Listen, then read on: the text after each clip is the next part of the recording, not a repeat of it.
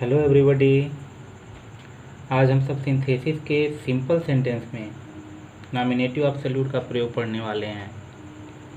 Nominative का मतलब होता है सब्जेक्ट यानी कर्ता, और एब्सोल्यूट का मतलब होता है स्वतंत्र कर्ता। जब एक वाक्य के कार्य का होना या न होना दूसरे वाक्य के कार्य पर निर्भर करे तब नॉमिनेटिव एब्सोल्यूट का प्रयोग होता है। और नॉमिनेटिव एब्सोल्यूट का प्रयोग तभी होता है जब दोनों वाक्य में सब्जेक्ट भिन्न भिन्न हों। फिर दोनों वाक्यों में कार्य भी एक पहले तथा दूसरा बाद में होगा, तथा दोनों कार्यों के बीच में एक प्रकार का कारण और परिणाम का संबंध होता है। जिन वाक्यों में कार्य पहले हो रहा है उसमें वर्ब के अतिरिक्त सभी शब्द अपने अपने स्थान पर रहते हैं तथा केवल वर्ब को परिवर्तित करते हैं। तब कैसे परिवर्तित करते हैं वह देखते हैं।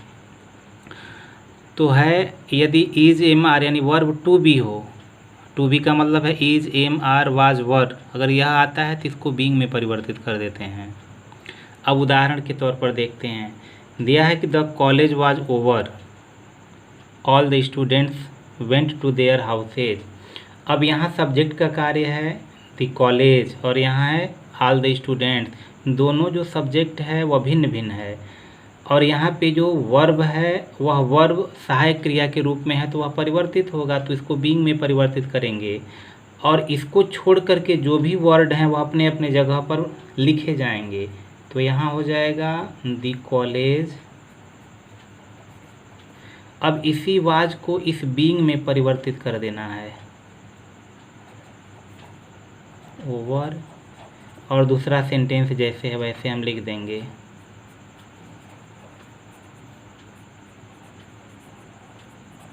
All the students went to their houses. अगला वाक्य है the fog was very dense, कोहरा बहुत घना था। द ट्रेन बिकेम लेट, यहाँ पर भी सब्जेक्ट फॉग है और यहाँ द ट्रेन है, दोनों सब्जेक्ट अलग अलग हैं। इसमें देखिए वर्ब नहीं है, केवल वही हेल्पिंग वर्ब है, is am are was verb में से वाज है। इसको हम परिवर्तित कर देंगे बीइंग में। फिर जितना भी इस वाक्य में और भी शब्द हैं उनको वैसे उसी स्थान पर लिख देंगे। तो यहाँ हो गया द फॉग और वाज को परिवर्तित कर दिया गया बीइंग में, very dense.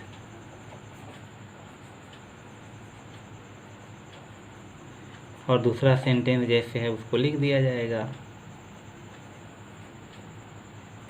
The train became late.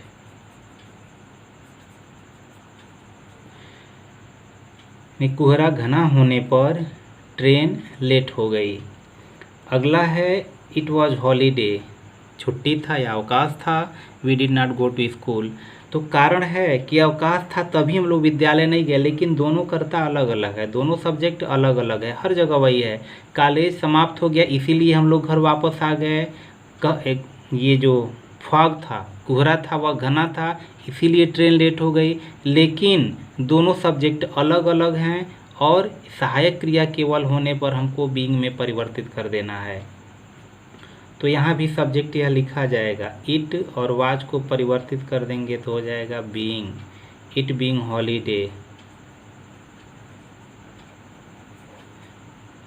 दूसरा सेंटेंस वैसे लिख दिया जाएगा, we did not go to school. यानी इसमें यह पार्टिसिपल का कार्य कर रहा है, देखिए पार्टिसिपल के ही रूप में है। तो और इसके पहले हम सब्जेक्ट लगा दे रहे हैं हर जगह, बीइंग फॉग उसके पहले, हॉलीडे उसके बीइंग उसके पहले इट है। फिर उसी तरह ये है कि द वर्क वाज ओवर, कार्य पूरा हो गया, समाप्त हो गया, और दे वेंट अवे, लेकिन ये ओवर वर्ब में नहीं है तो इसलिए वाज को यहाँ पर भी बीइंग में परिवर्तित हो जाएगा। तो पहले दिस वर्क लिखा जाएगा, यह सब्जेक्ट का कार्य कर रहा है द वर्क, और वाज को हम परिवर्तित कर दिए बीइंग में, ओवर। दूसरा सेंटेंस जैसे है लिख दिया जाएगा, दे वेंट अवे। अगला उदाहरण देखते हैं।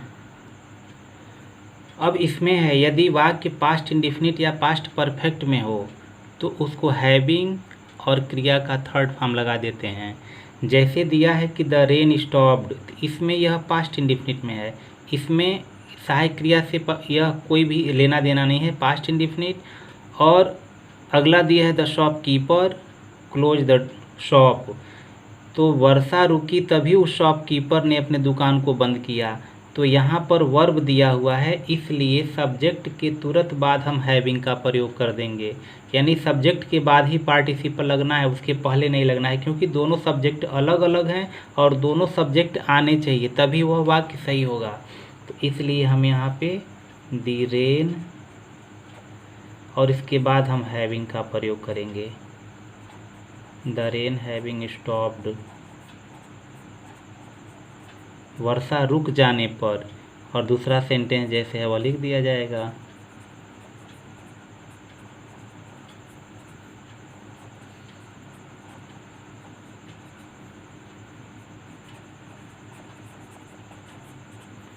अगला है कि द पुलिस अराइव्ड, पुलिस पहुंच गई।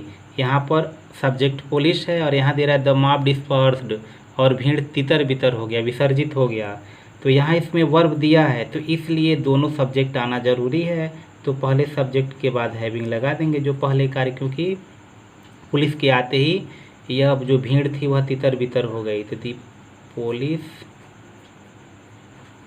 इसके तुरंत बाद हैविंग का प्रयोग हो जाएगा, अराइव्ड,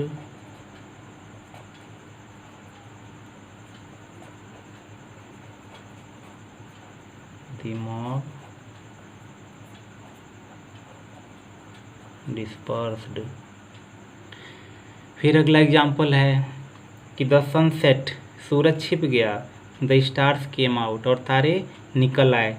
तो फिर यहाँ पर वर्ब है और एक कार्य समाप्त हुआ है, दूसरा हुआ है, तो इसलिए यहाँ पर द सन सब्जेक्ट के बाद हैविंग लगा देंगे, द सन हैविंग सेट, सूर्य छिप जाने पर, द स्टार्स केम आउट।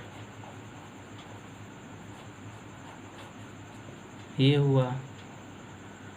फिर आगे देखते हैं। अब तीसरे प्रकार का वाक्य है कि यदि सेंटेंस या वाक्य पैसिव वॉइस में होने पर हैविंग और बीन का प्रयोग करते हैं, सब्जेक्ट के पश्चात हैविंग बीन और वर्ब थर्ड फॉर्म लगता है। तो यहाँ पर भी वही है, दोनों सब्जेक्ट अलग अलग हैं। द कैप्टन वाज स्लेन, कप्तान की हत्या कर दी गई, द आर्मी फ्लेड, और आर्मी वहाँ से भग गई।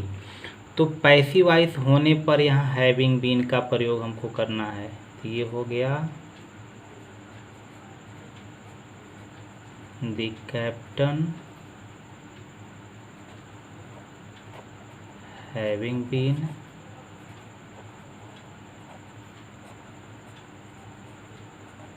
Slain, comma the army fled, हो गया। फिर उसी तरह है कि द वर्क वाज डन, काम को पूरा कर लिया गया। ये भी वाज और done third form passive voice, और वी वेंट बैक होम, हम सब घर वापस आ गए। तो सब्जेक्ट के बाद फिर having been, the work having been done, comma लगा के दूसरा वाक्य जैसे लिख देंगे, वी वेंट बैक होम। फिर अगला वाक्य है the bank was closed, bank को बंद कर दिया गया। I could not withdraw any money, मैं कोई भी पैसा विदड्रा नहीं कर पाया, निकाल नहीं पाया। यह भी पैसिव वॉइस में है, तो इसलिए द बैंक हैविंग बीन का प्रयोग कर देंगे।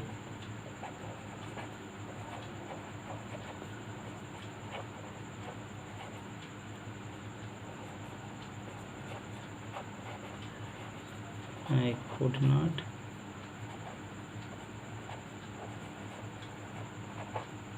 withdraw any money। तो ये आसानी से आपका हो गया। 3 तरह के रूल हैं, एक बीइंग जोड़ना है, एक हैविंग जोड़ना है और पैसिव होने पर हैविंग बीन का प्रयोग करना है। तो हम आशा करते हैं कि आपको यह वीडियो निश्चित रूप से समझ में आया होगा। नहीं आया होगा तो इसको रिवाइंड करके देखेंगे, अपने मित्रों को शेयर करेंगे और उनसे कहिए कि इसको सब्सक्राइब करें। जो भी हमारी वीडियो जैसे ही अपलोड होगी वो आपके पास तुरंत पहुंचती जाएगी।